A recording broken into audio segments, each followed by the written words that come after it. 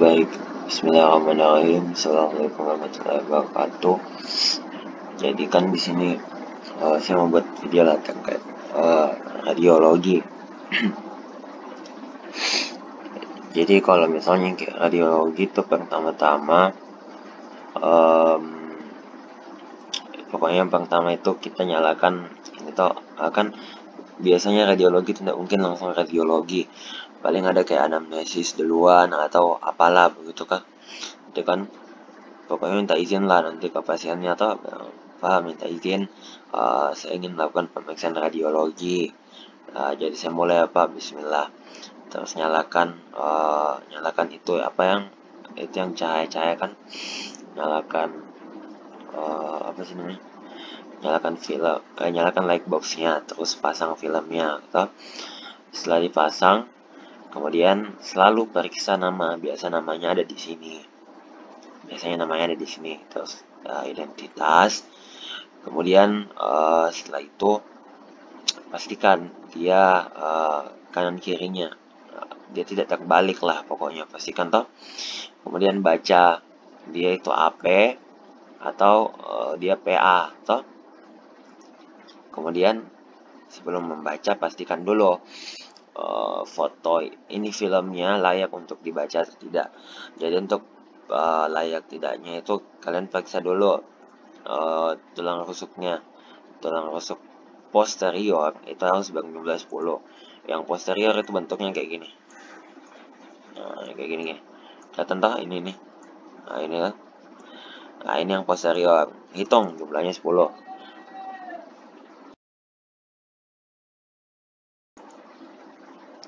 Itulah. Ini ada 1, ini 1, 2, 3, 4, 5, 6, 7, 8, 9, 10. Pokoknya 10 lah, bahasakan saja toh. Terus yang anterior itu harus berjumlah 6. Nih. Yang anterior itu dia bentuknya kayak gini. Gini. Ada kan nih kelihatan? Ini nih. 1, 2, 3, 4, 5, 6. Lebih malah. Tapi minimal 6 lah yang kelihatan toh. Nah, setelah itu cek lagi. Klavikula kiri kanan itu seimbang, terus sternumnya tepat di tengah. Nah, kayak gitu. Kalau saya kayak gitu berarti sudah layak untuk dibaca. Kemudian kita baca ada tidak biasa kan ada kayak kabel-kabel, pemasangan kabel-kabel sini atau pipa lah atau. Setelah itu kalian baca ini nih. Nah di sini itu mulai agak panjang. Pertama lihat dulu ini apa? Lihat dulu ini lusen kan? Ini lusen toh lusen, semua paruhnya lusen. Kemudian ini sudah mulai intermediate yang jantung. Kemudian lihat bentuk jantungnya normal seperti bentuk buah pir. Kemudian lihat lagi kardiak indeksnya, pakai rumus yang ini. Ini nah. Jadi T1 tambah T2 dibagi DT1 DTI itu dikali 100%, harusnya di bawah 50%. Kalau di atas 50% berarti ada kardiomegali, entah atriumnya atau ventrikelnya yang membesar. Pokoknya kalian nanti jangan cuma bahasakan, tapi pakai nanti kayaknya ada penggaris kayak waktu OSCE dulu, ada penggaris, kalian sok-sok hitung saja. Jadi T1 tambah T2 per DTI kali 100% itu di bawah 50%. Kalau anak-anak di bawah 55%. Setelah itu periksa ada tidak pembesaran atrium ventrikel. Atrium kanan pembesarannya itu ditandai dengan dia tidak melebihi dari 1/3 bagian dari paru. Ini kan 1. Ini kan kalau dibagi 3 kayak gini. Nah, ini tidak boleh lebih dari ini. Tidak boleh masuk ke daerah sini lah pokoknya. Kemudian untuk atrium kiri itu harus bentuknya kayak gini. Bentuknya harus kayak gini. Kayak gini. Biasa kalau ada pembesaran dia akan ada kayak gini. Nah, Jadi kayak ada double kan, bukan double sih, double double puncak lah kayak gitu. Kalau ventrikel kanan membesar, ini kalau ini membesar, ini akan terangkat. Jadi dia akan kayak gini. Nah ini membesar. Kalau ventrikel kiri yang besar, ini akan tenggelam masuk ke sini. Jadi dia akan bentuk kayak gini.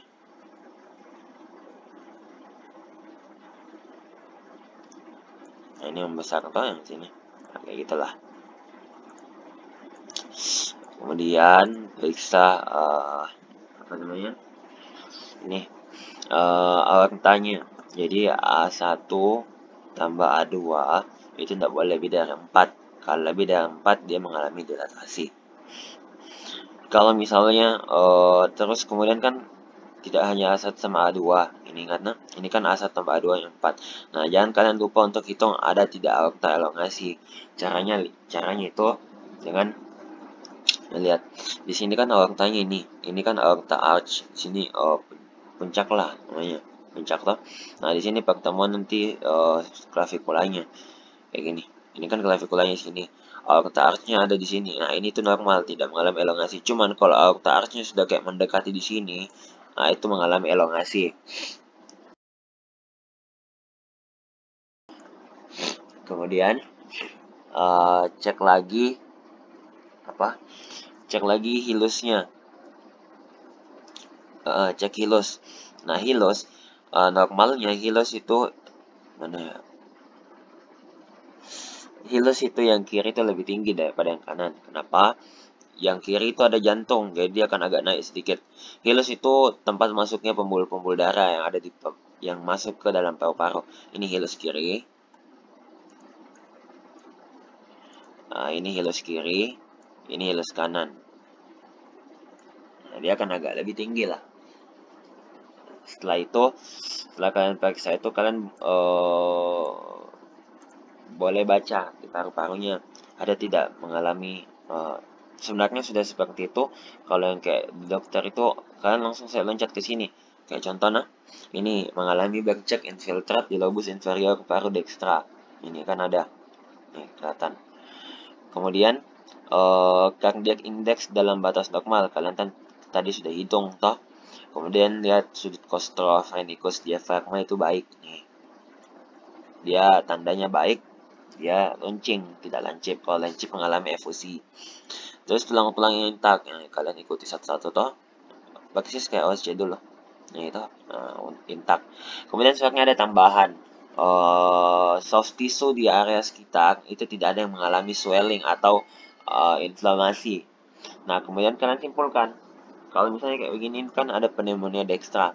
Nah, nanti kalian latihan-latihan lah. Ini foto yang diambil dari Dr. Raden Selma. Jadi mungkin inilah yang masuk lagi. Entah. Nah, ini TB paru bilateral miliar. Tandanya banyak sekali bercak-bercak di kiri kanannya toh. Nah, ini. Kalau ini bercak infiltrat di lobus inferior saja. Nah, ini bercak infiltrat di kedua paru. Kemudian nanti ada yang TB. TB itu bercak infiltrat di kedua lapang paru konsolidasi lobus superior. Nah, superior. Nah, daerah sini. Khasnya kan TB dia di superior. Kemudian ini ada TB bilateral paru aktif. Tandanya kenapa ada kavitas. Ini kelihatan kavitas tuh.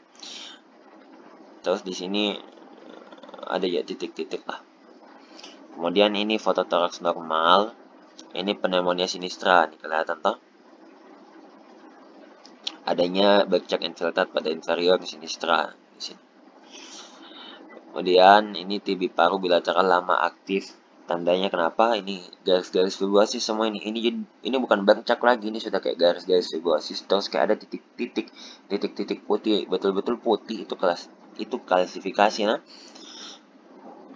Kemudian ini TB paru dextra aktif. Ini tahu di bagian sini itu ada. Hafal lah. Ini ya kardiomegali kan. Ini besar sekali lah pokoknya. Ini tuh besar sekali ventrikel kanan. Kenapa? Lihat ini terangkat toh. Kemudian ini efusi pleura sinistra masif, homogen semua di sini toh. Putih, sudah tidak ada sudut costophrenicus. Nah, kayak gitulah.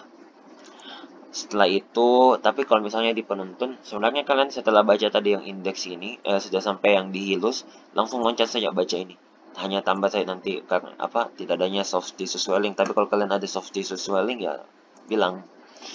Tapi kalau di sini, setelah ini langsung setelah menilai paru kan, setelah yang ini dia menilai tulang-tulangnya, tulang-tulang dengan soft tissue-nya. Setelah itu mediastinum. Mediastinum sebenarnya tidak kelihatan sih. Mediastinum kelihatan harusnya, maksudnya kalau ke dokter itu kelihatan, kalau saya tidak lihat lah. Menilai diafragma, bentuk dome shape, bentuk kubah atau nih kubah. Tambah-tambah lah saya nanti. Kubah, garis ketinggian diafragma ada tidaknya udara bebas. Diafragma kanan cenderung lebih tinggi daripada diafragma kiri. Kenapa? Karena di sini ada hepat. Kemudian nilai subcostophenicus tadi kan sudah. Nah, menyimpulkan kesan diagnosis DD kayak gitu lah. DD-nya jangan jauh-jauh. Contoh, DD-nya pneumonia dextra. Kalian boleh tambah lah apa begitu. Pneumonia bilateral kalau kalian anggap ada, di sini juga ada. Cuman tetap DU-nya pneumonia dextra kayak gitu-gitu. Mungkin itu sekian untuk radiologi. Semoga bisa diingat. Terima kasih. Assalamualaikum warahmatullahi wabarakatuh.